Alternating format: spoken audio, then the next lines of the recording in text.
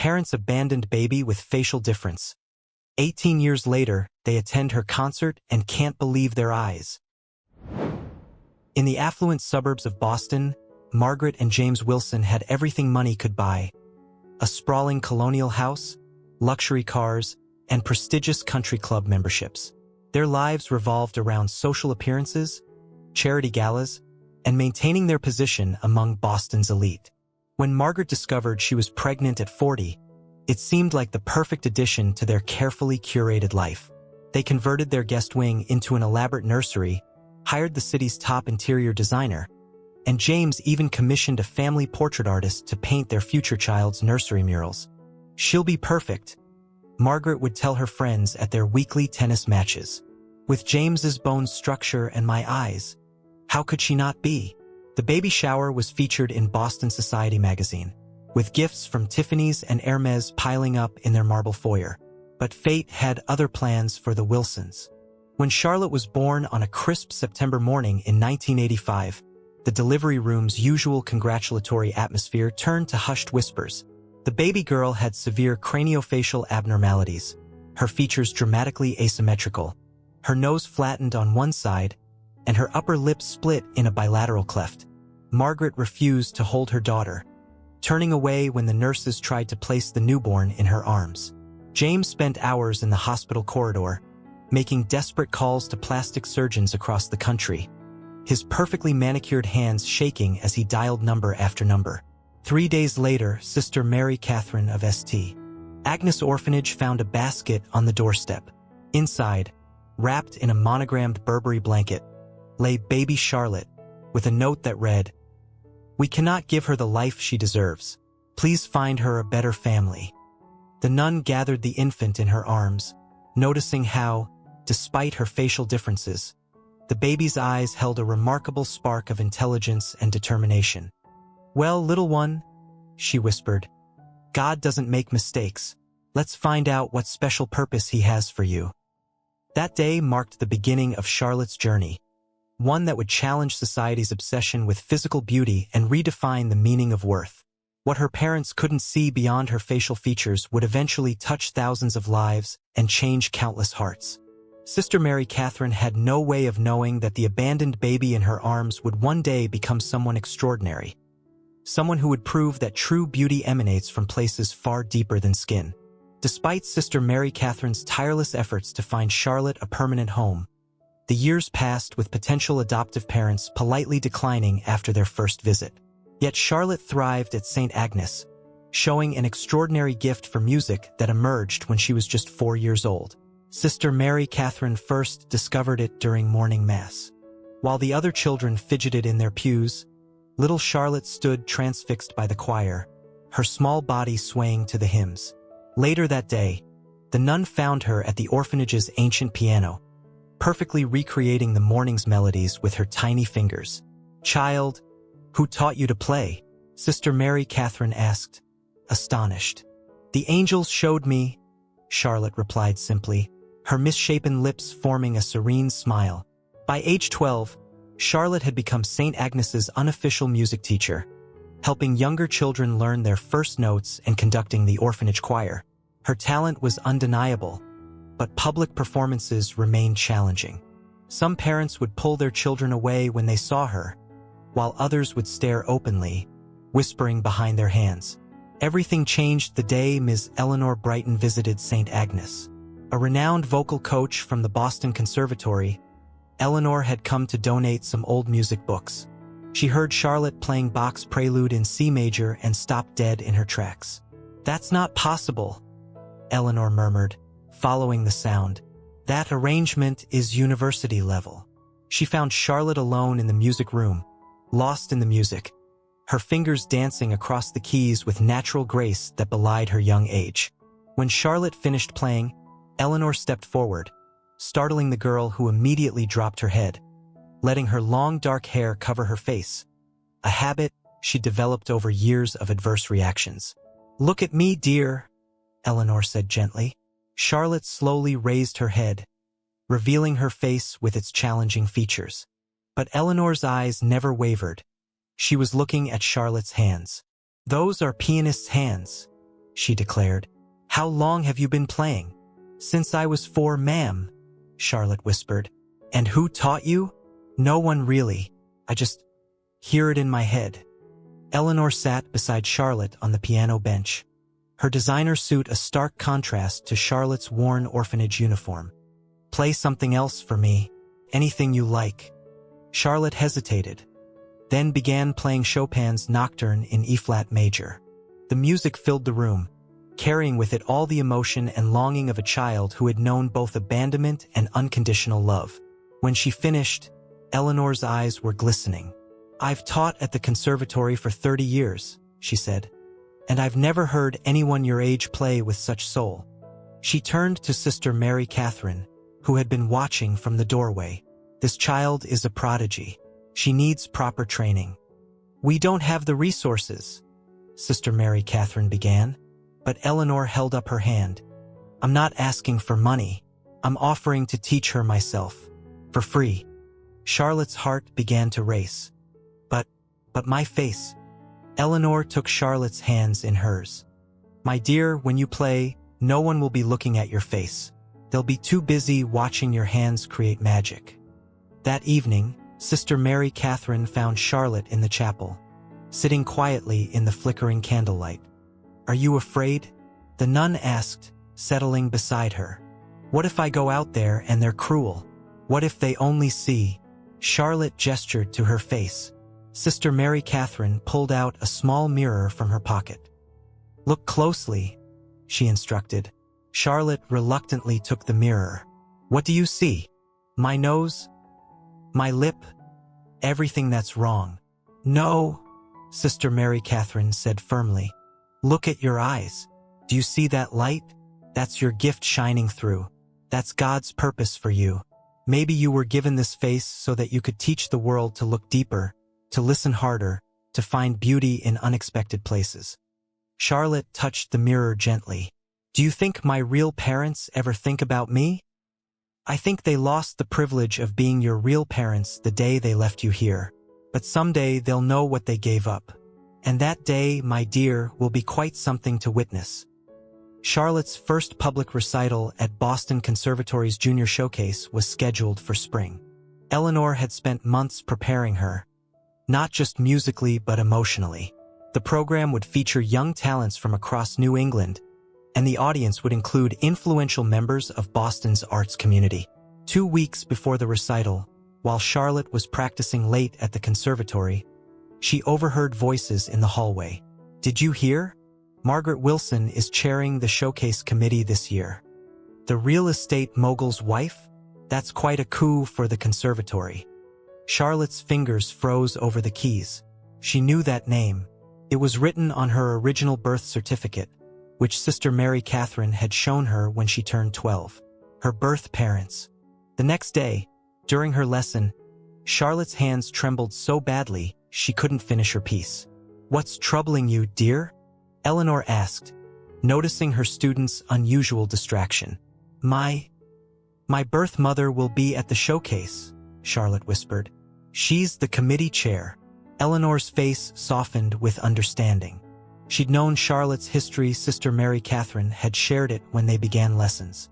But she'd never expected this coincidence. "Do you want to withdraw?" she asked gently.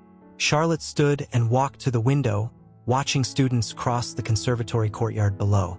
For years, she'd imagined what she'd say if she ever met her birth parents. Now that possibility was real. Her emotions were a storm of anger, fear, and something else, a desire to prove herself.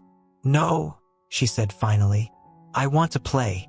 The day of the showcase arrived with spring sunshine streaming through the conservatory's stained glass windows. Backstage, Charlotte peered through the curtains. She spotted Margaret Wilson, immediately elegant in Chanel, her blonde hair perfectly coiffed, organizing the event with practiced efficiency. "She has no idea who I am," Charlotte murmured. "She will," Eleanor said, adjusting Charlotte's concert dress. "But remember, today isn't about her. It's about your gift." As Charlotte waited for her turn, she heard whispers from the other performers and their parents. Despite her growing reputation at the conservatory, Her appearance still drew stares and murmurs. But today something was different. The music humming in her head was louder than their whispers. Finally, her name was announced, Charlotte Grace, performing Beethoven's Moonlight Sonata. She walked onto the stage, head high as Eleanor had taught her. There were a few audible gasps from the audience, and she saw Margaret Wilson's hand fly to her throat, her program slipping from her fingers. Charlotte sat at the grand piano, took a deep breath, and began to play. The first notes filled the concert hall, soft as moonlight itself. As she played, she poured everything into the music, her loneliness, her determination, her gratitude for Sister Mary Catherine and Eleanor, and yes, even her pain of abandonment. The audience sat spellbound. In the third row, Margaret Wilson had gone pale, her hands gripping her armrests. Perhaps it was Charlotte's remarkable playing, or perhaps something deeper, a mother's buried recognition. But tears began streaming down her face. When the final notes faded, there was a moment of complete silence. Then the audience erupted in thunderous applause. Charlotte stood, curtsied as practiced, and looked directly at Margaret Wilson for the first time. Their eyes met across the concert hall, the mother who had given her away and the daughter who had found her voice through music. In that moment, Charlotte realized something profound. She no longer needed their approval or their love. She had found something far more valuable, her purpose. The day after the showcase, headlines in the Boston Arts Weekly read, "Young pianist's stunning debut moves audience to tears." Charlotte's performance had captured more than just attention. It had sparked a conversation about talent, beauty, and prejudice in the classical music world. But the biggest impact came from an unexpected source.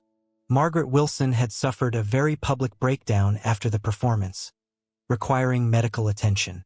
The Boston Society papers were buzzing with speculation about her dramatic reaction to the young pianist. Eleanor found Charlotte at the piano early the next morning, playing a melancholy Chopin piece.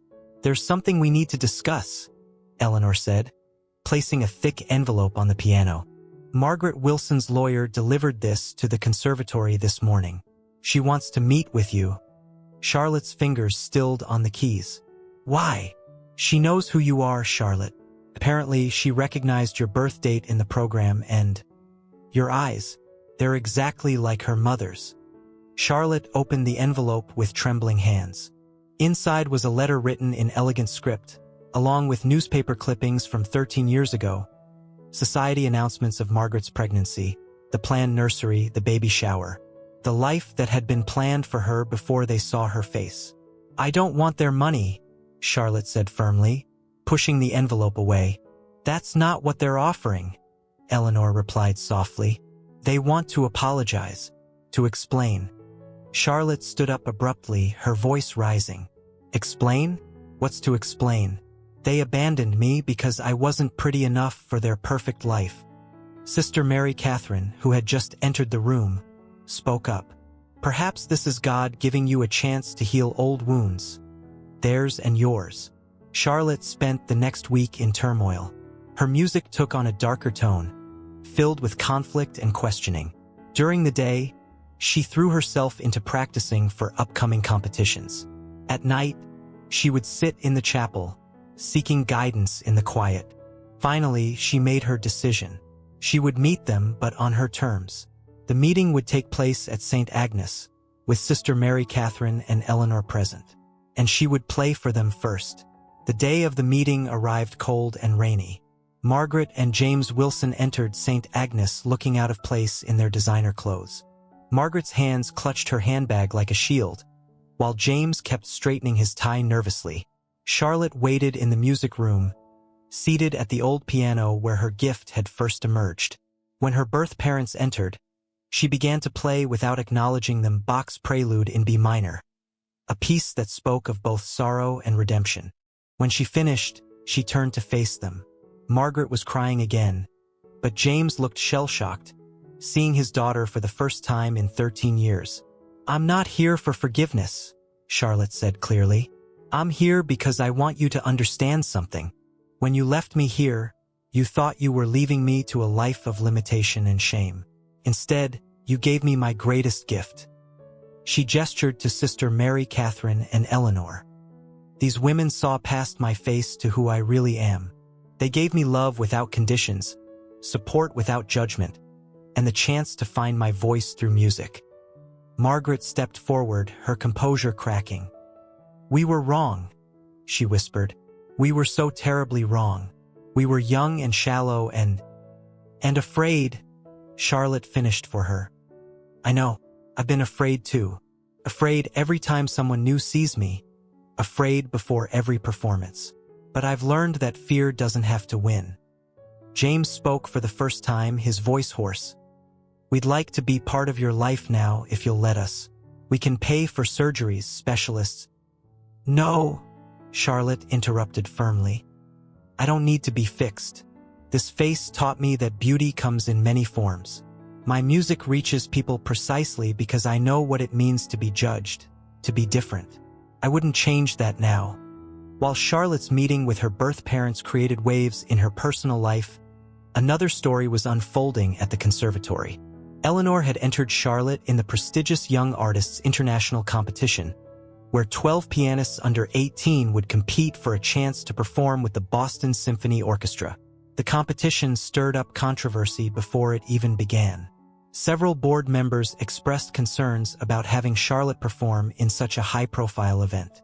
"It's about the music, not the musician's appearance," Eleanor argued during a heated board meeting.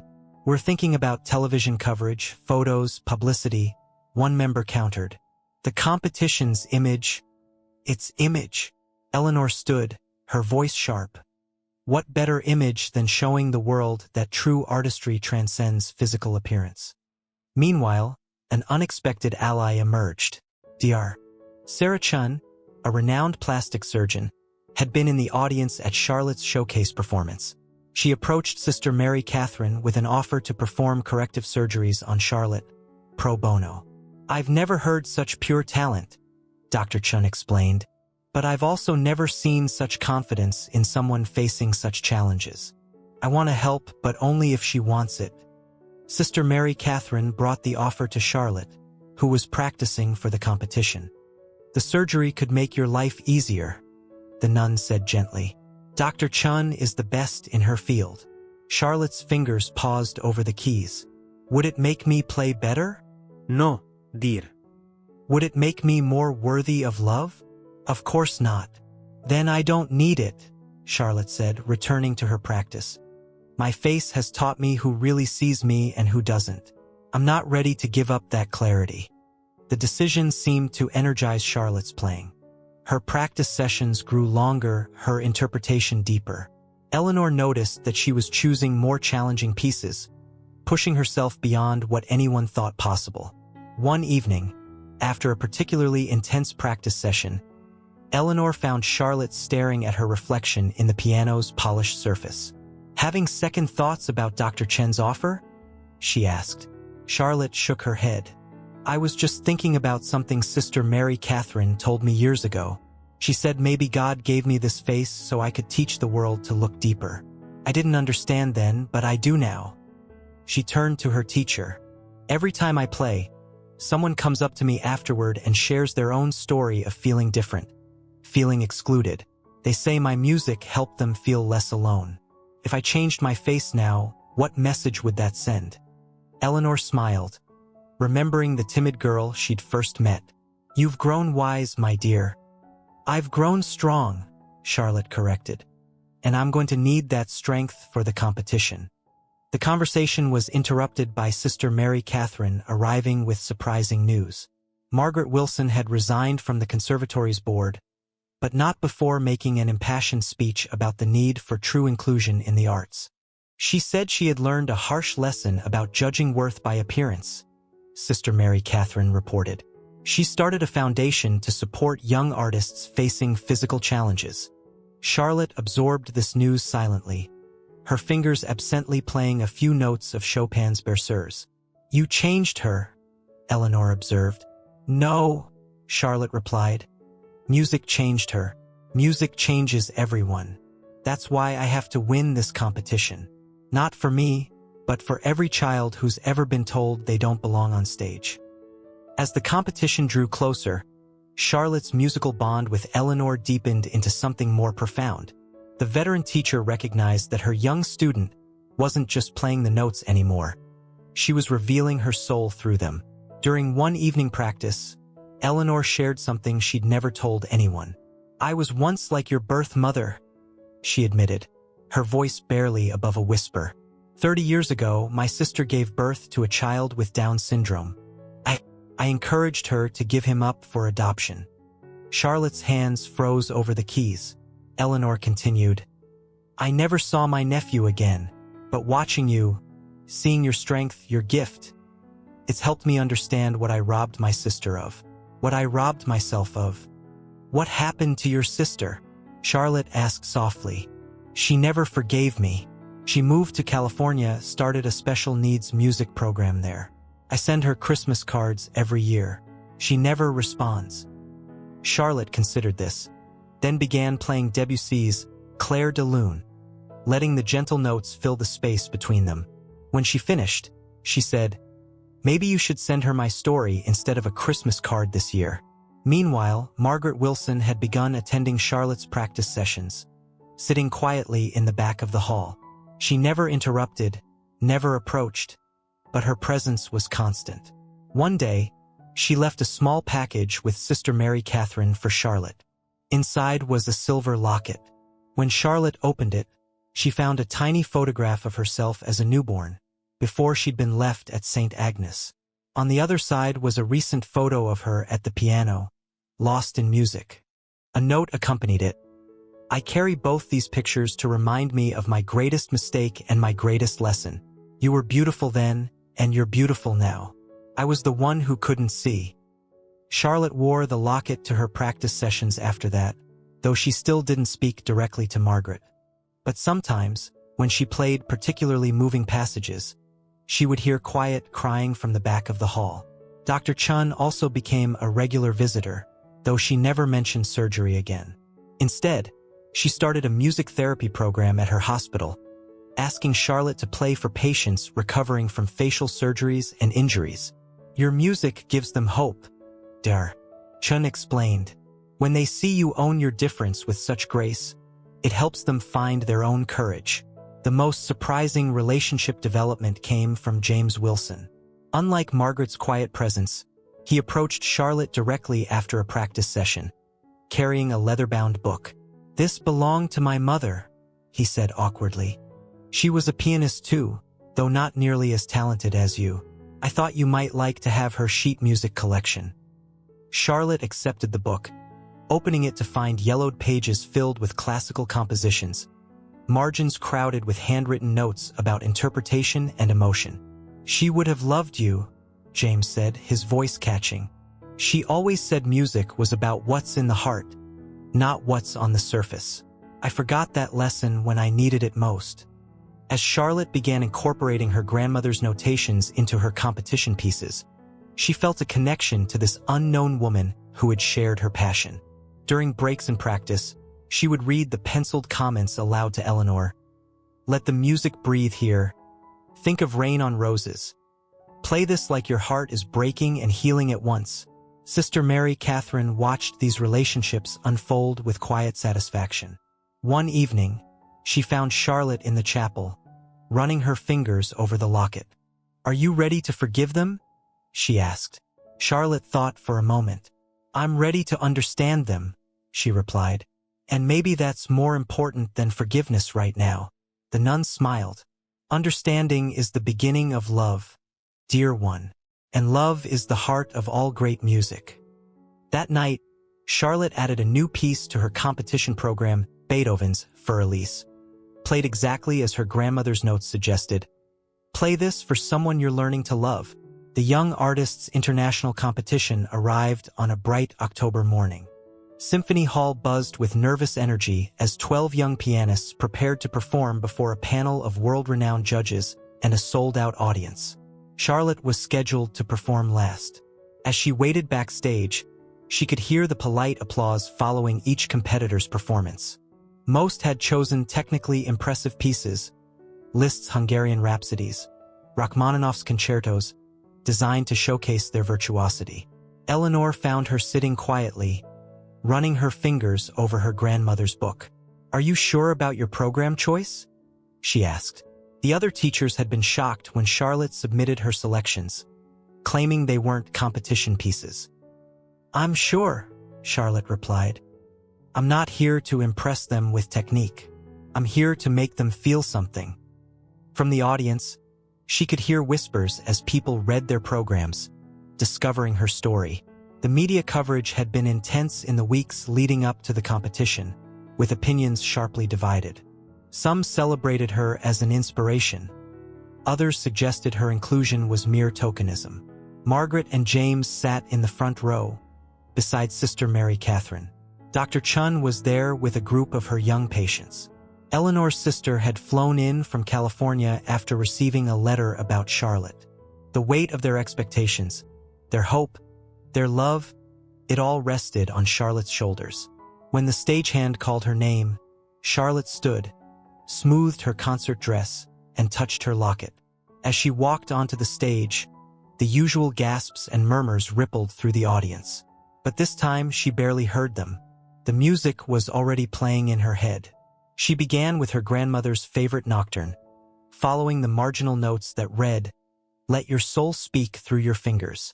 The piece floated through the hall like a prayer, each note carrying years of longing and discovery. Then, without pause, she transitioned into an original composition, something she'd never told anyone she was working on. It began with a simple melody, like a child's music box, but grew increasingly complex, weaving themes of loss, resilience, and triumph. In the audience, Margaret covered her mouth, recognizing the lullaby she used to hum during her pregnancy.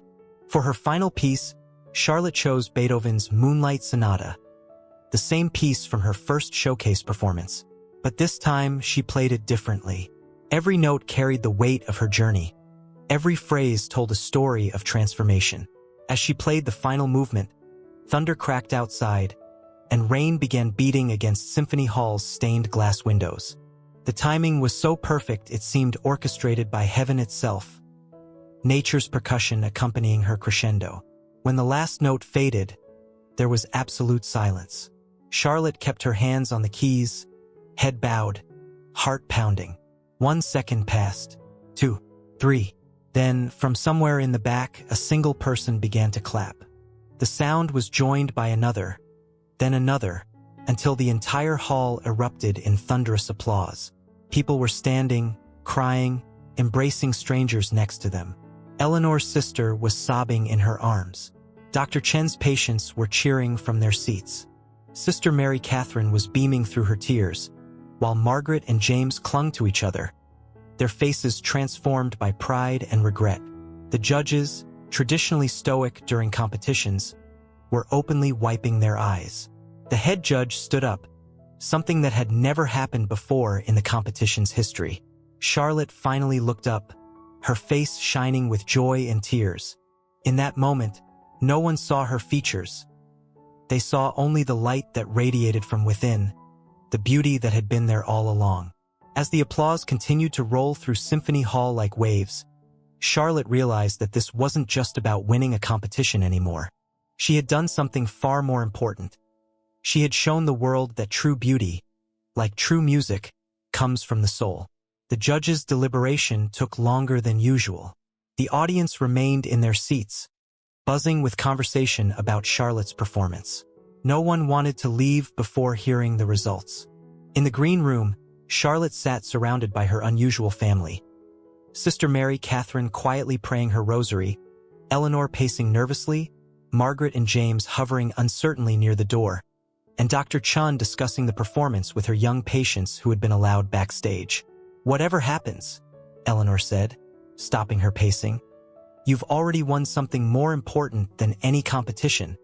Before Charlotte could respond, one of the other competitors, a boy named Michael Chong, approached her.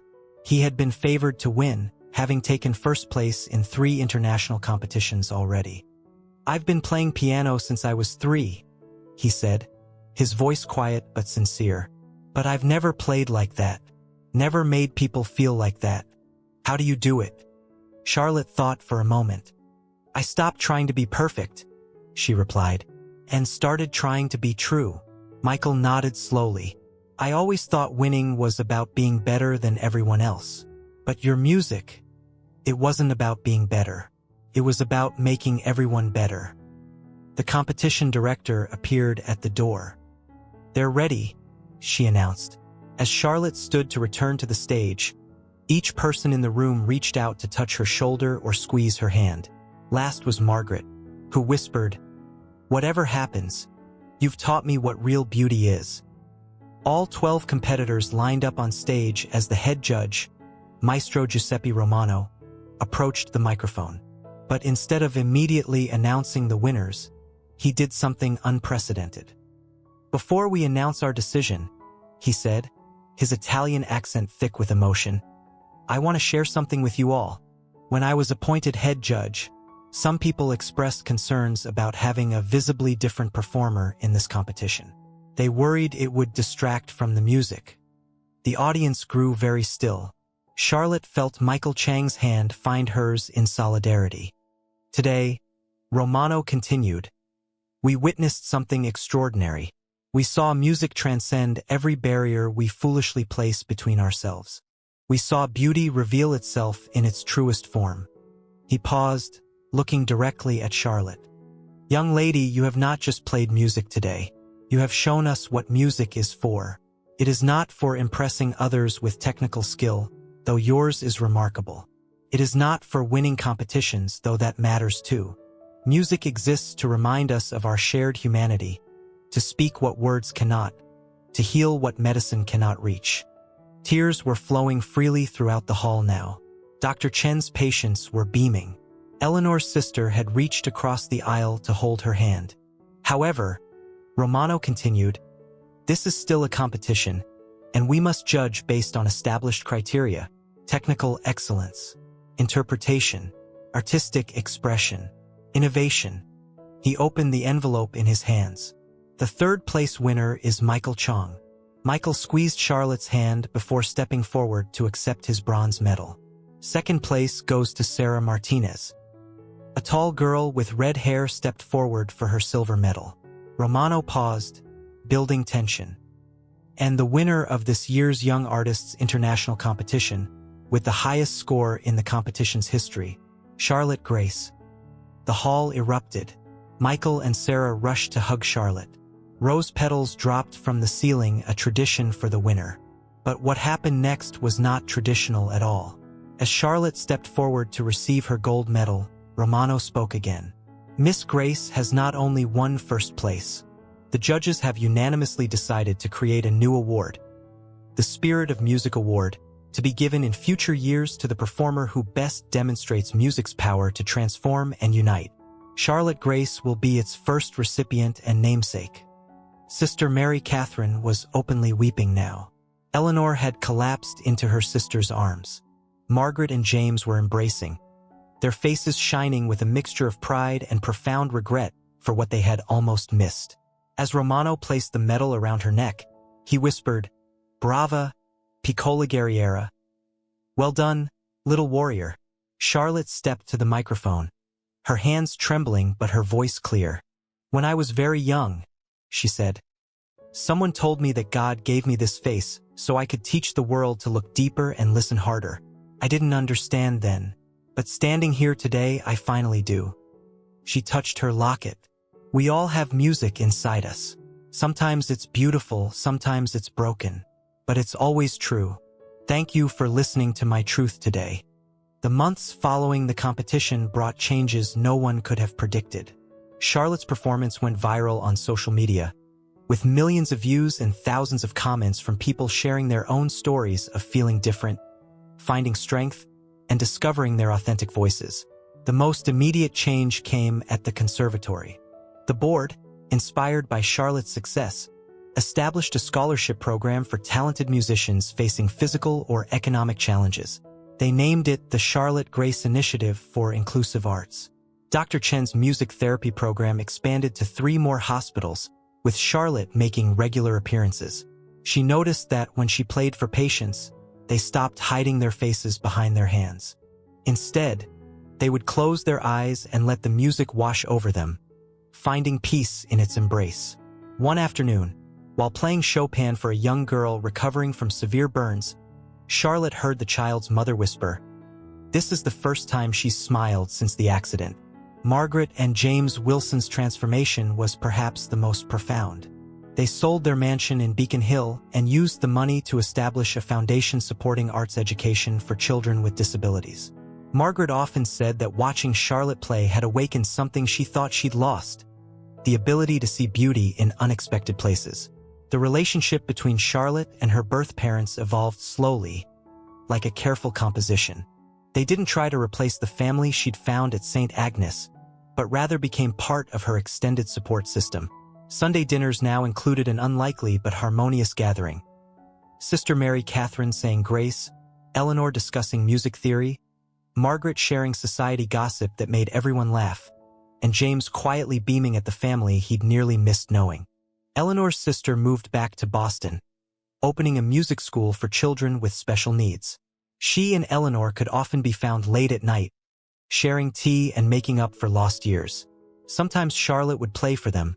Watching his music helped heal their old wounds. The competition itself underwent changes. The Charlotte Grace Award became as coveted as the main prize, celebrating musicians who used their art to bridge divides and touch hearts. Michael Chong, who had won third place, became one of Charlotte's closest friends. They often performed duets together, his technical brilliance complementing her emotional depth. But perhaps the most meaningful change was in the letters Charlotte received. They came from around the world, from children with facial differences who finally felt seen, from parents who had learned to look past surface appearances, from musicians who had lost their way and found it again through her story. One letter particularly touched her. It came from a young pianist in Japan who had stopped performing after an accident left her with visible scars. "When I saw you play," she wrote, "I realized that our scars are not our limitations. They are the marks of our courage. Tomorrow I will play in public again." Sister Mary Catherine kept a scrapbook of these letters, often reading them in the chapel. "See," she would tell Charlotte, "God's plan was bigger than we imagined." On the anniversary of her competition victory, Charlotte gave a special concert at St. Agnes. The old chapel was packed, with people standing in the aisles and sitting on the floor.